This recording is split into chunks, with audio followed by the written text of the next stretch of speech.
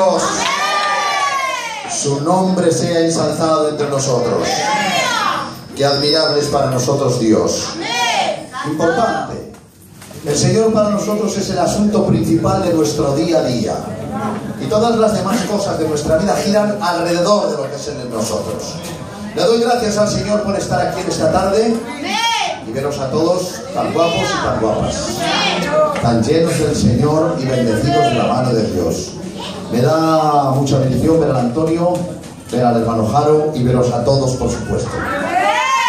Sabéis, hermanos, que el amor, el cariño, es como una lumbre. En el momento que sopla un poquito el aire se enciende. Y claro, yo hace mucho que no os veo, pero ahora os veo y me siento encendido del Señor. Bendecido sea el nombre del Señor. Así que recibid un abrazo de nuestro hermano que os estima mucho al pie de la cruz. El capítulo 5 del libro de los Hechos, vamos a entresacar de ahí algunas cositas para salir de aquí y practicarlas. Porque la palabra no es para llenar la cabeza, es para que aparezca en nuestra conducta, para practicarla. Capítulo 5 del libro de los Hechos dice: pero cierto hombre llamado Ananías, con Safira su mujer, vendió una heredad y sustrajo del precio, sabiéndolo también su mujer. Trayendo solo una parte, la puso a los pies de los apóstoles. Y dijo Pedro: Ananías, ¿por qué llenó Satanás tu corazón para que mintieses al Espíritu Santo y sustrajeses del precio de la heredad? Reteniéndola no se te quedaba a ti, vendida no estaba en tu poder. ¿Por qué pues pusiste esto en tu corazón? No has mentido a los hombres, sino a Dios. Al oír Ananías estas palabras, cayó y murió, y vino un gran temor sobre todos los que lo oyeron. Levantándose los jóvenes lo envolvieron y sacándolo lo sepultaron. Pasó un rato como de 3 horas y sucedió que entró su mujer no sabiendo lo que había sucedido. Entonces Pedro le dijo: dime, ¿vendisteis en tanto la heredad? Y ella le dijo: sí, en tanto. Y Pedro le dijo: ¿por qué convinisteis en tentar al Espíritu del Señor? He aquí a la puerta los pies de los que han sepultado a tu marido, y a ti también te enterrarán. Al instante ella cayó a los pies de él y murió. Y cuando entraron los jóvenes la hallaron muerta, la sacaron y la enterraron junto a su marido. Y vino un gran temor sobre toda la iglesia y sobre todos los que oyeron estas cosas. Amén. Que Dios bendiga su palabra. Amén. La verdad es que la lectura de este capítulo, ya solo leerla te da miedo. Te da miedo de ver cómo estaba el Señor encima de las cosas. Amén. Era el principio de la obra, porque la iglesia de Jerusalén es el génesis de la obra de Dios. De ahí venimos nosotros. De esa iglesia hemos terminado nosotros aquí, porque es la iglesia madre de la que nacieron todas las iglesias que hay a lo largo y ancho de esta tierra. Y de esa iglesia, que nada más empezar, las cosas querían empezar mal, el Señor, viendo que el caballo se le podía desbocar, apareció en un culto, tomó las riendas del caballo queriendo frenar el desorden y trajo un juicio sobre la iglesia. Pero si nos entretenemos 5 minuticos a mirar el fondo en el que se encontraban, nos van a sorprender un par de cosas. La primera es que sabéis que los pastores de la iglesia de Jerusalén no eran otros que los discípulos de Jesucristo. Eran los apóstoles del Cordero. Es decir, a diario predicaban allí Pedro, Juan, Jacobo, Mateo, Tomás, los apóstoles que habían estado con Cristo sembrando el Evangelio durante 3 años por todo Israel. Claro, cuando ellos predicaban, no predicaban de lo que habían oído, ellos predicaban lo que habían visto. Y cuando se predica, no se transmite igual una cosa que es informativa a algo que tú lo has visto y lo has experimentado. Predicaban con un poder y con una gracia de Dios terrorífica, porque cuando contaron el milagro de la viuda de Naín, cómo el Señor le resucitó al niño, cómo se paró frente al muro, y el muro, hermanos, clavó los cascos en el suelo porque tenía delante al Creador, y girándose por la izquierda del caballo le pegó los golpes al féretro, mandando al niño que se levantara. Cuando ellos contaron, hablaron de las lágrimas de la madre y del despertar del niño con el conocimiento de haber estado presente en ese lugar. Amén. Hablaron de la resurrección de Lázaro. Contaron el milagro de los pececillos, cómo sacaban un pescado de la cesta y al darlo y al regresar la pupila de los ojos a la misma canasta ya había aparecido otro pescadito. Lo contaron con el poder de haber estado allí, lo vieron. Pero dice la Biblia, y el Señor añadía cada día a la iglesia a los que se habían de salvar. Dice, por la mano de los apóstoles eran hechas muchas señales y prodigios y maravillas. O sea, que no solamente tenían a estos como pastores de la iglesia, sino que encima la visitación del Señor a diario, todos los días, dice que hacía señales. Una señal es una sanidad, pero también es hablar en lenguas, dice la Biblia, que es una señal. Pero un prodigio no, un prodigio es el fruto del don de fe. Si no tienes el don de fe no se puede hacer ese prodigio. ¿Qué es un prodigio? Si yo ahora no tuviera brazo y un hermano orara con el don de fe por mí, aparecería el brazo aún con su mano. Eso es un prodigio. Eso lo hacía el Señor en Jerusalén todos los días. O sea que hablamos de los mejores pastores que podía haber y hablamos de una presencia de Dios en milagro. Todos los días hacía señales, todos los días se sanaba un ciego, todos los días se levantaba un paralítico, todos los días había una resurrección entre los muertos. Lo difícil era no convertirse en una iglesia así. O sea, teniendo una iglesia de esa manera, lo más normal es que tú fueras un buen cristiano. Era más difícil no ser un buen cristiano que un mal cristiano. Lo fácil era estar convertido. Y sin embargo, nos encontramos a un matrimonio en una iglesia semejante, con unos pastores tan terribles y con una obra de Dios tan extensa día a día. Nos encontramos a un matrimonio como Priscila y Aquila que no se convirtieron. Estuvieron siempre a mitad de camino. Iban al culto, ofrendaban, echaban a las ofrendas, estaban en las reuniones, pero no terminaron de comprometerse. No terminaron de cuajar una vida cristiana auténtica. Y lo tengo que decir con tristeza en el corazón, como Ananías y Priscila, como Ananías y Safira, hay así de convertidos en las iglesias. Están en el culto, ofrendan, participan, cantan, oran, pero cuando llega la hora de comportarse en la carne también lo hacen con la misma facilidad con la que echan a la ofrenda. Que fue lo que hicieron estos. Cantaron y adoraron cuando lo requerían, pero se comportaron mal cuando fue necesario para sus vidas. Y quiero deciros, hermanos, que es una pérdida de tiempo y es un tirar tu vida. No hay que estar alrededor de la cruz, hay que coger la cruz, cargarla y llevarla con ella. La vida cristiana es para vivirla, para convertirnos. Por eso dice el Señor, arrepentíos. Y la siguiente palabra es, y convertíos. Porque Dios no convierte a nadie. Dios te convence. El paso de convertirte lo tienes que dar tú de tu voluntad. Por eso hay personas que no tienen voluntad de convertirse y están siempre en el culto, pero cuando llega la hora de portarse mal, lo hacen. Porque el que no quiere convertirse siempre le sobra una razón. Pero si son todos iguales, pues esa razón para él es suficiente para ser un buen cristiano. Ah, es que oye, es que me han quitado la razón en este asunto. Pues no te preocupes, que ya se portará mal en ese asunto. Ah, es que me ha comido el dinero y he tenido que echar mano a la garrota. No, ahí siempre tiene razones para no ser un buen cristiano. Sin embargo, el que ama al Señor aprovecha esos momentos para dejar claro que Él es de Dios. No aprovecha la ocasión para llevarse el beneficio, aprovecha la ocasión para demostrar la insignia que lleva en el pecho. Él es del Nazareno, del Caballero de la Cruz. Y yo quiero animarte desde aquí, por la estima y el cariño que me tienes, por la roca ensangrentada de Israel, decídete de una vez para siempre. Decídete de una vez para siempre. Solo tienes que decidirlo y en el momento que lo decidas verás que la gloria de Dios se cae sobre ti, llenándote de su espíritu. Lo tenían todo para ser buenos cristianos y no lo fueron. Sin embargo, nos encontramos un texto en la Biblia que les pido por favor que se monten al horno de su imaginación y acudan conmigo al sagrado versículo. Dice la Biblia, hermanos, que una mujer fue sorprendida en un acto impuro. Y dice que entre empujones, golpes y desprecios se la trajeron al Señor, que estaba escribiendo con su dedo en suelo, y arrojándosela delante, le dijeron, maestro, ¿qué tenemos que hacer con esta mujer? Ya que la ley dice que a la mujer que haya sorprendida en un hecho semejante fuera apedreada. Y le dijo el Señor, el que de vosotros esté limpio de pecado, que sea el primero en tirar la piedra. Y todos soltaron la piedra. Dice, acusados por su conciencia, todos soltaron la piedra. Era una ocasión extraordinaria para esa mujer haberse escapado del lugar, porque Cristo no la había traído para condenarla, y los que lo habían hecho se habían marchado todos.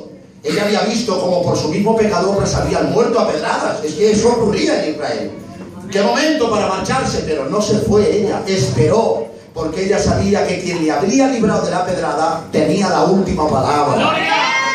Y déjame decirte que la última palabra de tu economía no la tienen los otros mercadillos que bueno tienes, ni la tiene la ropa y el género que compras, No, que el pan que te llega a tu casa no te llega por la destreza de tu lengua y por el talento para convencer a los señores que te compren. El pan que se pone en tu mesa te lo da el que tiene la última palabra.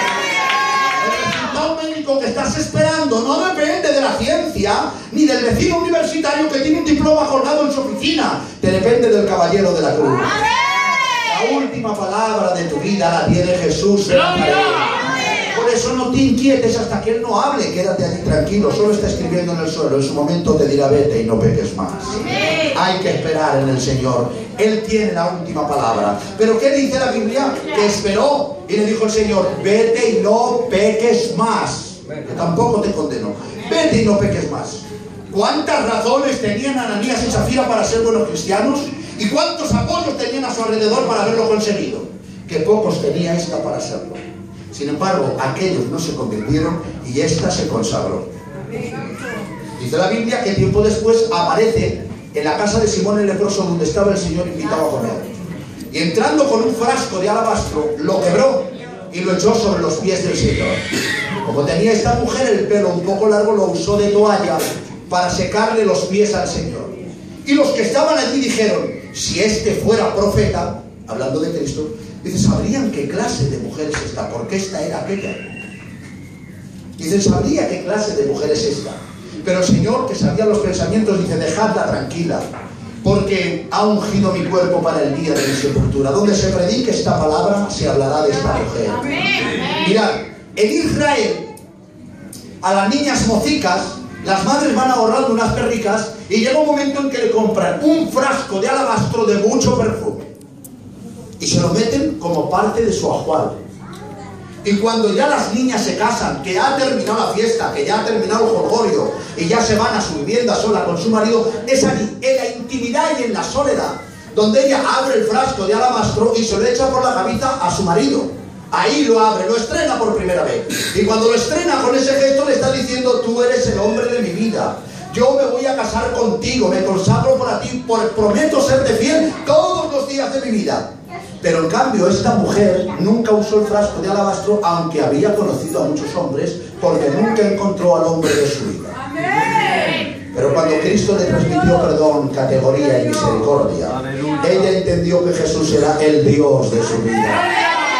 Y allí sí rompió el frasco de alabastro para derramárselo al Señor, ofreciéndole esa postura, soy tuya, Señor, para siempre. Qué pocos motivos tenía esta para mantenerse en el Señor y cuántos le sobraban a los otros, pero la diferencia es esta, unos querían y los otros no. Yo te pregunto, ¿tú qué quieres? ¿Qué quieres ser en esta obra? Pues te voy a decir, serás lo que quieras ser. Porque lo que tú quieras ser no depende de unos ni de otros, depende de tu voluntad y de tu entrega. Y yo me he propuesto como mínimo ser convertido. ¿Cuántos se han propuesto eso en su corazón? Griten un poderoso amén. Habían vendido una casa y del dinero de lo vendido dijeron de darle algo al Señor. Era un donativo. Pero cuando echaron tantos billetes encima de la mesa camilla, de esos de 500 que no lo vemos ninguno, todo lleno para allí, hermanos, dijeron, ¿cómo vamos a dar tanto dinero a la obra? Pues mira, vamos a decir que en vez de que nos han dado 50.000 euros por la casa, pues vamos a decir que nos han dado 2.000 euros, así solo damos 500 euros. Y cuando vienen ellos, creen que lo que ellos han hablado y pactado a solas en la casa, no lo sabe nadie, que nadie lo ha visto, que nadie se ha enterado. Y hoy hay personas que viven así en los cultos, hacen las cosas y se creen que no les ve nadie. Sí, señor. ¿De acuerdo?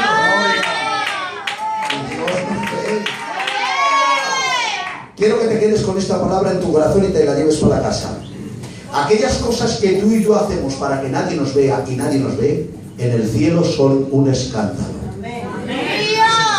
Bendigo el nombre de Dios. Porque aunque la tierra no nos vean, en el cielo sí nos ven. Y allí tu comportamiento y el mío escandalizan cuando con nuestra conducta renunciamos a nuestra fe. Por eso te animo desde aquí, vive para Dios. Por eso dice la palabra del Señor, hermanos, que ellos llegaron allí sin saber nada y se sorprenden porque cuando entra le dice Pedro, ¿por qué habéis pensado esto y esto y esto tú y tu mujer? Claro, el otro se queda muerto porque en la casa no estaba Pedro.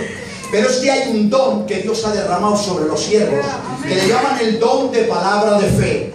que ese don nace de la omnisciencia de Dios, que de ese don ha hecho Dios un dedal, un don de un dedal, para concedérselo a los hombres, para que la obra de Dios no sea engañada. Amén. Para que sepamos lo que ocurre, y quien tiene ese don y lo usa Dios, le permite ver lo que está ocurriendo en otro sitio para poder corregirlo en su momento. Y Pedro vio la conversación y escuchó la conversación y vio la trama, y cuando viene les dice: ¿por qué habéis decidido mentir a Dios?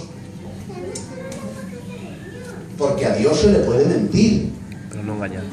Lo que no se le puede es engañar. Claro, eso es verdad. Dios es una persona, y como persona le podemos tratar, contarle una mentira. Pero una cosa es que nosotros le digamos una mentira a Dios, y otra es que Dios sepa la verdad de esa mentira. Porque la Iglesia es consciente que una de las grandes virtudes y del patrimonio de Dios es que Dios lo sabe todo. Amén.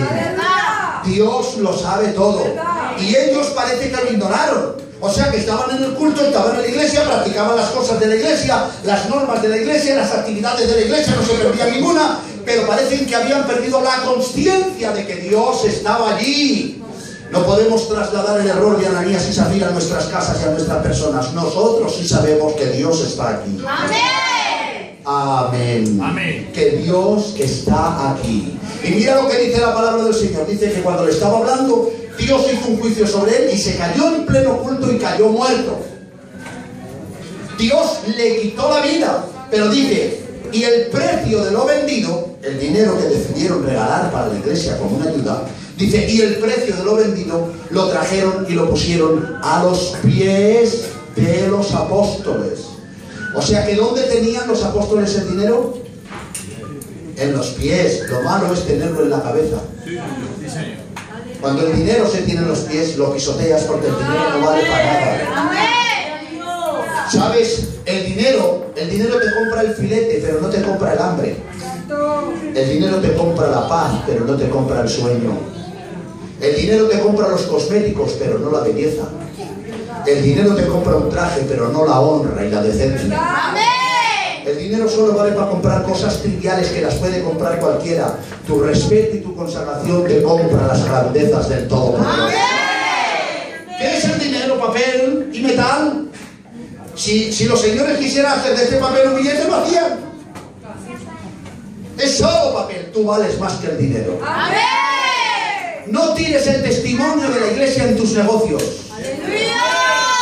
No arruines el sacrificio de otros. Muy bien.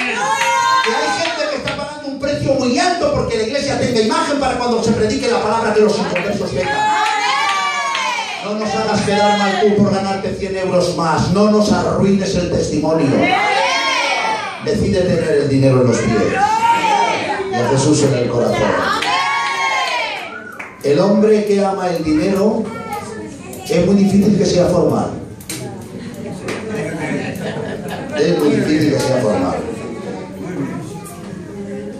Dios tiene menos trabajo con los formales que los que no lo son. Es menos el recorrido para terminar su obra con ellos. Porque el que ama el dinero va a vender un coche y queda con un inconverso en 300 euros. Pero le llama a uno y dice: ¿me lo que vendes un coche? Sí. Pues escucha, yo te doy 400. Y deja al pobre muchacho que le ha dado su palabra, que vale más tu palabra que el dinero. Por ganarse 100 euros. Ahora, vete tú donde el inconverso y dile que los cristianos tenemos palabra y somos de Dios. Cuando él tiene la experiencia de que por 100 euros lo han dejado tirado. Por dinero, no quedes mal con nadie. Que vales más que el dinero. ¿Sabes cuánto vales tú? Dice la Biblia. Dice que vales la sangre de su Hijo. Bendigo el nombre del Señor. Dice la palabra de Dios que le dice Juan a Pedro: vamos al templo ahora. Pero estaban repartiendo todos los días para las necesidades de los creyentes, repartían todos los días mucho dinero. Se tuvo que poner una administración diaria para atender a los huérfanos y a las viudas que había en la iglesia.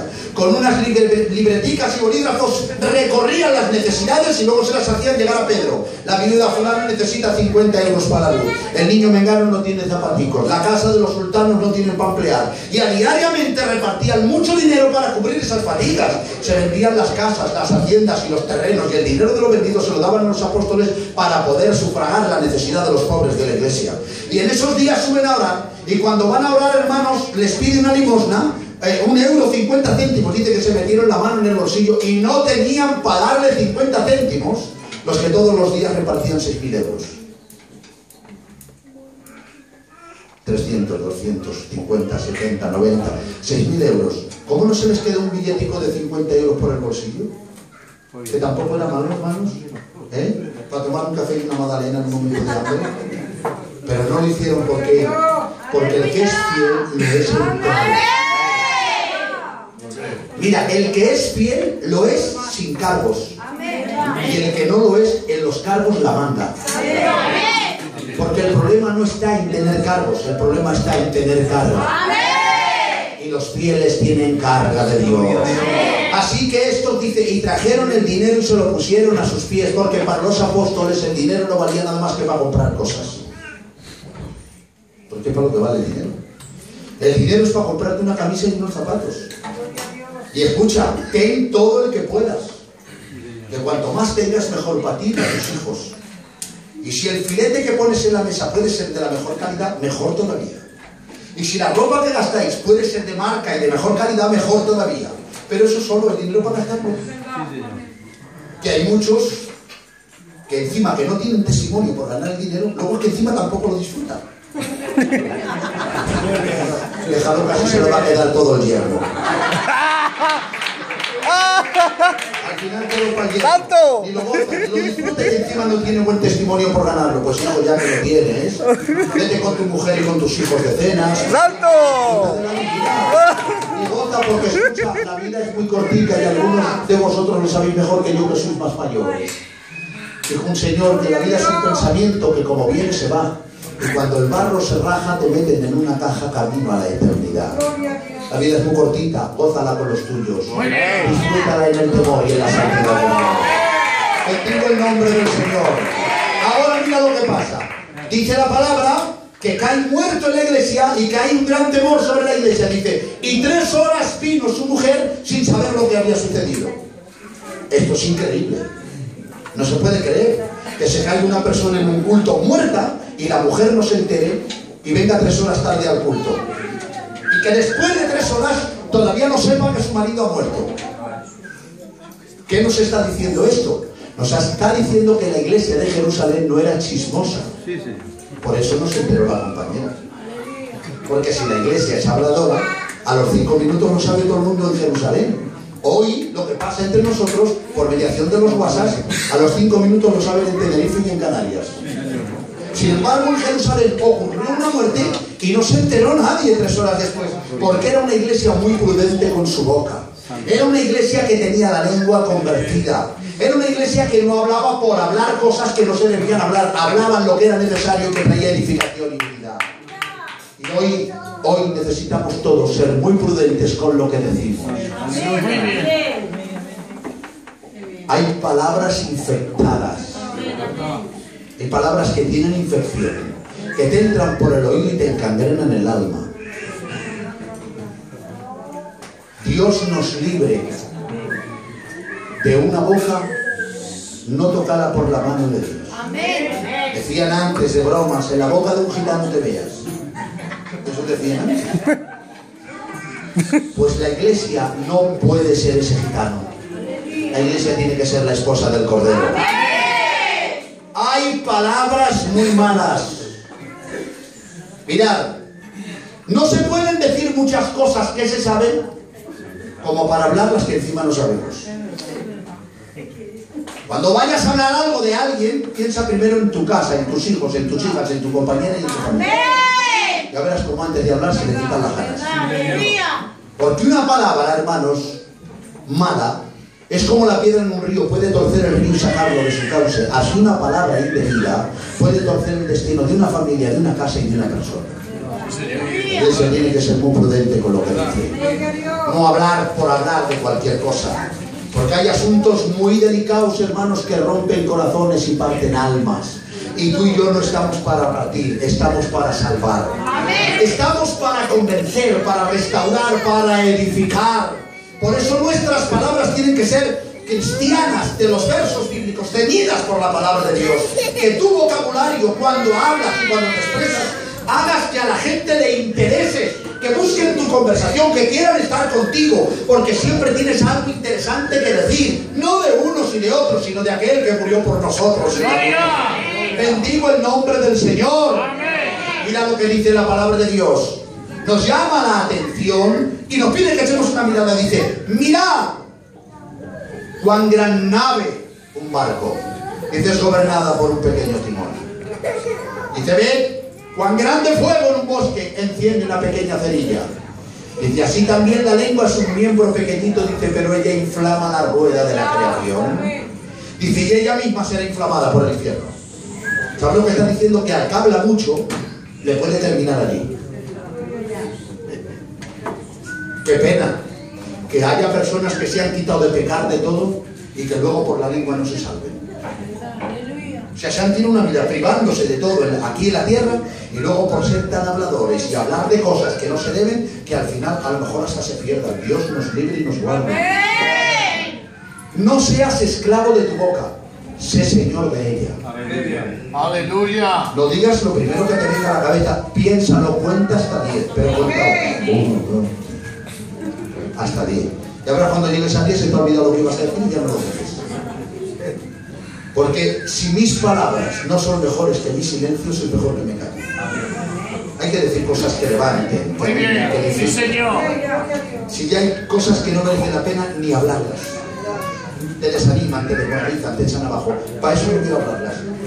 Vamos a hablar de las cosas positivas que hay entre nosotros y que Dios hace en medio de su pueblo.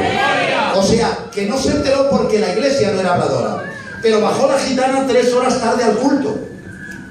O sea que los cultos de la iglesia de Jerusalén duraban de 3 horas para arriba. Le daba tiempo a la persona que iba al culto a ser tocada por la mano de Dios. Porque venimos al culto, hermanos, con mucho cansancio. Hoy cuesta mucho ganar la vida. No es como antes que en 3 horas la ganabas. Ahora a lo mejor te hacen falta 6. Dependiendo del trabajo que tengas. Y llegas cansado a la casa reventado. Y cuando llegas al culto, traes una paliza de escándalo. Aparte del cansancio físico, traes muchos trajines en el alma. El niño que lo tienes con problemas en el matrimonio, la hipoteca del piso del hijo. 40.000 cosas que tenemos. Si llegas aquí tan agobiado que en 20 minutos no puedes entrar, en 30 no entramos y necesitamos el tiempo suficiente para que Dios nos libere. 3 horas llevaban adorando a Dios y no se cansaban. Porque los horarios de los cultos hay que fijarlos, el inicio, pero el fin que lo ponga Dios. ¿A qué hora empezamos? A las 8, pues sin hora. Ahora a buscar a Dios, a dejar que la gloria, que la presencia nos toque, que salgamos todos de aquí bendecidos, porque muchas veces la iglesia está visitada por la mano de Dios. Hay quebranto, hay lágrimas, hay toque, la gente está visitada. Y decimos, bueno hermano, vamos a cortar el culto que tenemos oración. Luego tenemos que ir a buscarle. Y digo yo, ¿para qué venir a buscarle luego si lo tenemos ahora? Si está ahí, nos está visitando. Bueno, pues si luego hay tiempo para hacer esa oración, se hace, pero ahora vamos a empaparnos del maestro que está aquí. Llegó 3 horas tarde al culto. Lo cual quiere decir que lo que se hacía en el culto no le importaba mucho. Porque si le importara no llega tan tarde. Porque las cosas que nos interesan exigen nuestra puntualidad. Cuando vas a vender un coche no tienes al vecino esperando 15 minutos porque sabes que se va. Y pierdes el beneficio. Pero como hay dinero a ganar, si quedas con el vecino a las 5, estás allí 15 minutos antes. Y allí lo esperas. Porque hay algo que te interesa. A los que les interesa el culto no llegan tarde. No quiere decir que alguna vez lleguen tarde, por supuesto, pero se levantan, si es necesario, antes de su tiempo, para hacer los trajines del día para dejarse el tiempo de su culto libre. Las hermanicas que tardan más en arreglarse que los hermanos, no empecéis tan tarde para llegar al culto tarde, empezar un poquito antes para no tener al Señor esperando. Y los hermanos tenemos que arreglar todos los trajines de nuestra casa y de nuestra vida para estar a las 8 aquí. Porque con nuestra actitud queremos decir, las cosas de Dios me importan. Por eso llego a tiempo. Por eso estoy aquí. ¿Sabéis quiénes son los únicos seres humanos en la tierra que no les está permitido llegar tarde a una cita porque les deja en muy mal lugar? Solo los reyes. Los reyes de la tierra son los únicos que no pueden llegar tarde a una cita. Tú eres un rey y una reina. No puedes llegar tarde a la cita del Señor. Sí, Señor. A lo mejor, por eso Ananías y Zafira se comportaron tan mal en esta situación, porque llegaron tantas veces tarde que no terminaron de convertirse bien. Porque llegaron tarde a este culto. Pero ¿a cuántas oraciones de mujeres llegó tarde Zafira? ¿A cuántas reuniones de hombres no llegó a tiempo él? ¿Cuántos ayunos llegaron tarde? ¿Cuántas vigilias llegaron tarde? A lo mejor todas esas veces que llegaron tarde fue lo que les hizo falta para haber dado ese punto de santidad y no haber caído en este error. No te pierdas ninguna reunión donde Dios te pueda bendecir. Muy bien. Muy bien. No está en las farmacias ni en el supermercado, está cerca de la cruz y hay que venir a adorar. Dice la palabra del Señor que Pedro se ha dado cuenta que el Señor ha matado a Ananías. Y ahora está hablando él con Zafira y mira lo que le dice. Mira, por la puerta entran los niños jóvenes que han enterrado a tu marido y a ti también te enterrarán. O sea, está claro. A Pedro, a Ananías lo mató el Señor. Pero a Zafira la mató Pedro con el juicio. Porque vio lo que Dios quería y le dijo, te entiendo, padre, yo voy a seguir tu dirección. Mira, han sacado a tu marido, los niños jóvenes, y a ti también te entierran. Y al decir eso, mira si estaba en la voluntad de Dios, que Dios le respaldó y se cayó muerta. Porque no porque yo le diga a uno te muere, se muere. Se muere si va el respaldo de Dios detrás. Claro, Pedro entendió al Señor y ejecutó también un juicio sobre ella. Y la pregunta para la iglesia hoy, vuestra, para vosotros es, ¿cómo reaccionó la iglesia con Pedro al hacer esa disciplina? ¿Cómo trataron a Pedro? ¿Lo echaron de la iglesia? ¿Le hicieron una reunión los ancianos? ¿Le hicieron una convocatoria para pedirle que no administrara así? No. Respaldaron a sus pastores. La iglesia estuvo con los pastores. No les retiraron el apoyo, ni el cariño, ni la estima. Vieron que lo que hacían estaba en la voluntad de Dios. Y hoy necesitamos que las iglesias nos respalden a los obreros. Que respalden a sus pastores cuando administran algo. Porque mirad, cuando yo le pongo una disciplina a la niña del hermano, todos decís amén. Que era lo mismo que él decía cuando discipliné a la otra. Pero ahora que le ha tocado a su hija, ya no me dice amén. Porque el problema de una disciplina es cuando te toca a ti a tu casa. Sí, Señor. Mientras toca las casas de los demás, amén y aleluya, gloria a Dios. De verdad. El problema es cuando la disciplina va por tu casa. Que tú entiendas que eso es de Dios y que reacciones con capacidad espiritual. Eso es lo difícil. Porque claro, te disciplinan a una niña, o te disciplinan al niño, o te disciplinan a ti, o disciplinan a la compañera. Si te disciplinan a ti, que eres el hombre de la casa, cuando vayas a la casa y los hijos se molesten, y las nueras se molesten, y toda tu casa te apoye porque tú eres el capitán de familia, tu deber, es decir, no, el pastor ha hecho bien.